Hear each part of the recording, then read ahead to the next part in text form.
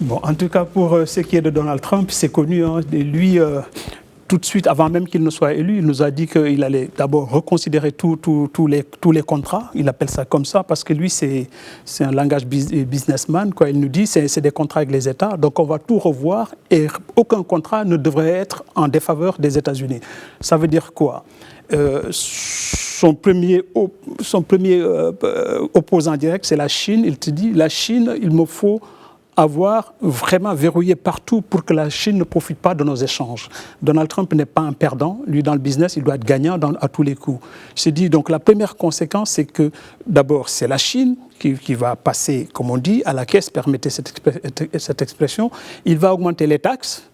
Ensuite, c'est l'Europe de manière générale. Hein. Et puis, il y a quelques pays européens qui sont touchés directement, dont la France, avec son cognac qui est exporté aussi en Chine et aux États-Unis. Donc, Donald Trump prévoit déjà, avant même qu'il n'ait gagné les élections, peut-être qu'il va les gagner ou pas, en tout cas, il prévoit, une fois au pouvoir encore, de refaire le même coup, permettez cette expression aussi, qu'il avait fait en 2021. Parce que là, il arrive tout de suite, il renégocie tous les contrats, il dit que ce n'est pas possible que les États-Unis soient perdants dans ces échanges. Donc lui, il se dit, bon, je vais permettre aux Américains de gagner dans tout rapport économique, commercial et accord bilatéral. Donc il va tout revoir. Question aussi importante, on le sait très bien, ces élections américaines se tiennent dans un contexte mondial marqué par les guerres. Qu'en est-il de la guerre de l'Ukraine ? Celle-là aussi pourrait passer, permettez, à la trappe, quoi, si Donald Trump revenait au pouvoir. Parce qu'il le dit avant même qu'il ne soit là aussi, il dit que ce n'est pas possible que les Américains se mettent à défendre l'Ukraine, ils n'ont pas intérêt. Il dit que c'est à l'Europe de le faire. Et ce n'est pas le cas de Harris.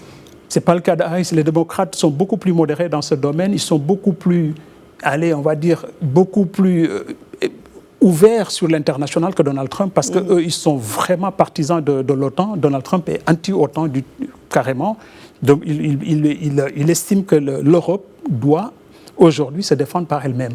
Qu'en est-il de la question du Proche-Orient, le dossier Proche-Orient, la guerre Il nous a dit que s'il avait le pouvoir, il va tout régler comme s'il avait une baguette magique. Il va tout arrêter tout de suite. Il va appeler d'abord, il a dit qu'il allait appeler le premier ministre israélien, Netanyahou, qu'il allait appeler ceux qui négocient pour le Hamas pour mettre fin immédiatement à la guerre. Il l'a promis. Bon, s'il passe, il devrait le faire, ce qu'il a dit.